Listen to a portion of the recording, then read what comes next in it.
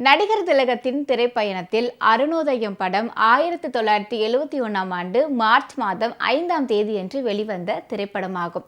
Mukta films நிறுவனத்தின் பேனரில் திரு Mukta we. Ramasamy அவர்கள் தயாரிப்பில் முக்தா ஸ்ரீனிவாசன் அவர்கள் இயக்கத்தில் உருவானது இந்த படம். மதுரை திருமாறன் அவர்கள் கதை வசனத்தில் அருணோதயம் திரைப்படம் உருவானது. இந்த திரைப்படத்தில் சிவாஜி கணேசன், சரோஜா தேவி, அஞ்சலி தேவி, முத்துராமன், லட்சுமி ஆகியோர் முக்கிய கதாபாத்திரம் ஏற்று நடித்திருந்தனர். மேலும் இவர்களுடன் வி.எஸ். ராகவன், வி. கோபாலகிருஷ்ணன், சோ. மனோரமா, தேங்காய் ஸ்ரீனிவாசன், வெண்ணிற ஆடைமூர்த்தி, ஜெயக்குமாரி, கனகதுர்கா, நீலு, வி.ஆர். ராஜகோபால், எஸ். ராமராவ், செந்தாமரை, கே. கண்ணன், காமெடி சண்முகம் மற்றும் பலர் நடித்திருந்தனர். அருணோதயம் படத்திற்கு திரை இசை திலகம் திரு கே. வி. மகாதேவன் அவர்கள் இசையமைக்க கவியரசர் கண்ணதாசன் அவர்கள் பாடல் வரிகளை எழுதியிருந்தார். 1971 வெளியான நடிகர் திலகத்தின் கருப்பு வெள்ளை படம் அருணோதயம் திரைப்படம். அந்த நேரத்தில் நடிகர் திலகத்தின் படங்கள் தொடர் வெளியீடுகள் காரணமா பெரிய வெற்றி பெறாவிடினும் பெருநகரங்கள்ல 50 நாட்களை கடந்தும் ஓடியது. படத்தின் செய்தித்தாள் விளம்பரங்களுடன் கொடைக்கானலில் நடைபெற்ற முத்துப்பவள முக்கணி சர்க்கரை மூடி வைக்கலாமா பாடல் காட்சி படமாக்கப்பட்ட விவரம் அன்றைய பொம்மை மாத இதழில் வெளிவந்து பரவலாக பேசப்பட்டது.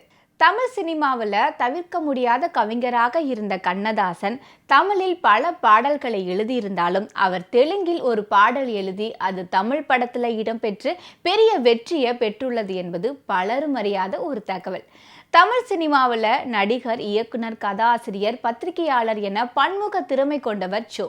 காமெடி நடிகராக பல வெற்றி படங்களை கொடுத்துள்ள இவர் குணச்சித்திர நடிகராகவும் முத்திரை பதித்துள்ளார்.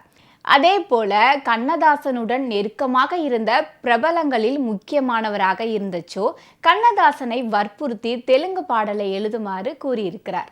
இந்த அருணோதயம் படத்தில் சோ ஒரு தனி காமெடி ட்ராக்கை உருவாக்கி நடித்திருப்பார்.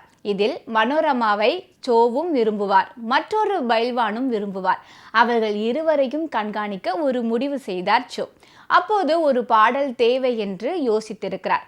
இது குறித்து படத்தின் இயக்குனர் முக்தா ஸ்ரீனிவாசனிடம் சொல்ல, படத்தில் எல்லா பாடல்களும் முடிந்து விட்டது, கண்ணதாசன் தான் எழுதியுள்ளார், ஏற்கனவே உனது காமெடி ட்ராக் நீளமா இருக்கு, அதனால பாடல் வேணாம் அப்படின்னு சொல்ல சோ விடாம இந்த இடத்துல பாடல் வேணும் அப்படின்னு கேட்டுட்டே இருந்திருக்காரு. அதற்கு இயக்குனரும் சம்மதம் சொல்ல பாடல் கேட்டு கண்ணதாசனிடம் சென்றுள்ள சோ, இந்த படத்திற்கான எல்லா பாட்டும் எழுதியாச்சு, இப்போ பாட்டு கேட்கிறியா அப்படின்னு கண்ணதாசன் சொல்லியிருக்கிறாரு.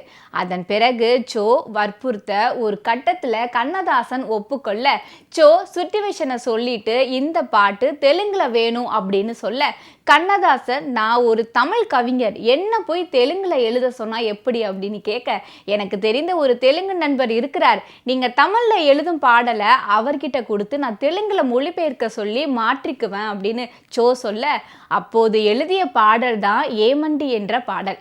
கண்ணதாசன் தனது திரை வாழ்க்கையில எழுதிய ஒரே தெலுங்கு பாடல் இதுதான். முக்தா பிலிம்ஸ் சார்பில் முக்தா சீனிவாசன் இயக்கிய படம் தான் அருணோதயம். முக்தா ஒரு பழம்பெரும் இயக்குனர்.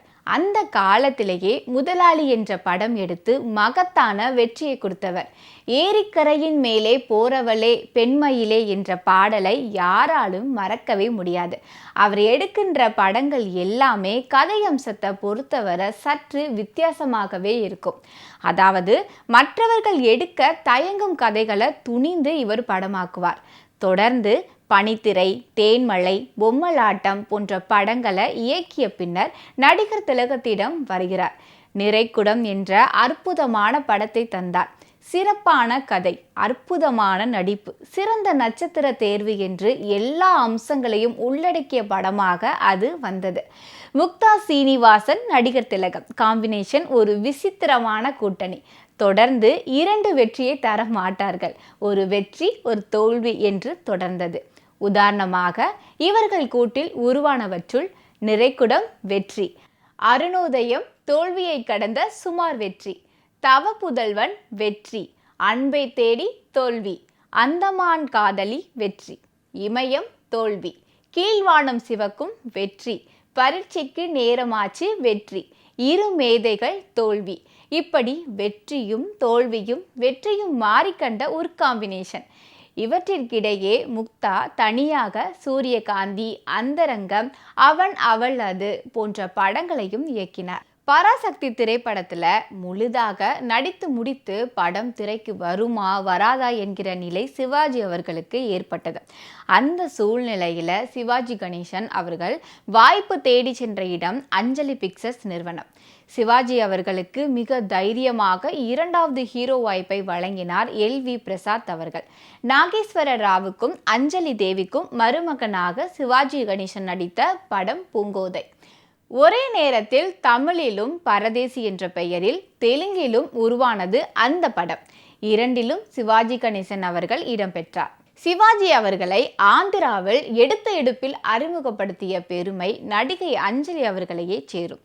பராசக்தி படம் வெளிவர 6 மாதங்களுக்கு முன்பே ஏப்ரல் மாதம் 1952 பேசும் படம் இதழில் சிவாஜி யார் என்று திரை ரசிகர்களுக்கு தெரியாத நிலையில் பூங்கோதை சினிமா விளம்பரத்தில் அஞ்சலி தேவி, நாகேஸ்வர ராவ், SV ரங்காராவ் பெயர்களுக்கு அடுத்து 4வதாக VC கணேசன் என்று நடிகர் திலகத்தின் பெயரையும் சேர்த்து பெருந்தன்மையுடன் வெளியிட்டது அஞ்சலி பிக்சர்ஸ் நிறுவனம். ஒரு பட விளம்பரத்தில் சிவாஜி கணேசன் பெயர் இடம் பெற்றது அதுவே முதல் முறை என்று சொல்லலாம்.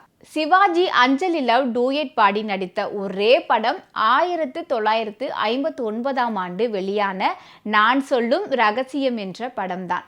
சிவாஜி அவர்களுக்கு அதில் சித்தார்த்தன் மாதிரியான மாறுபட்ட வேடம். பணக்கார இளைஞனாக வாழ பிடிக்காமல் ரிக்ஷா ஓட்டுவார். நடிகை அஞ்சலி அவர்கள் சிவாஜி அவர்களின் அத்தை மகள். நிஜமாகவே ஏழை. இருவருக்கும் இடையே வித்தியாசமாக சைக்கிள் ரிக்ஷா பேக்ரவுண்டில் ட்ரீம் சாங் ஒன்று இடம்பெற்றிருக்கும். PB சீனிவாஸ், P சுஷிலா இரு குரல் இசையில் ஒலித்தது சூப்பர் ஹிட் பாடலான கண்டேனே உன்னை கண்ணாலே காதல் ஜோதியே என்ற பாடல். PB சீனிவாஸ் அவர்கள் சிவாஜிக்காகவே பாடிய ஒரே பாடல் இது.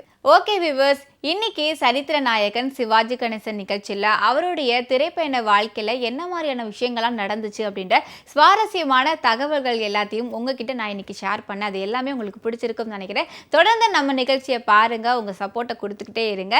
வேறொரு நிகழ்ச்சியில் உங்களை சந்திக்கிறேன். Until this is signing off, Bhavani. Tata, bye.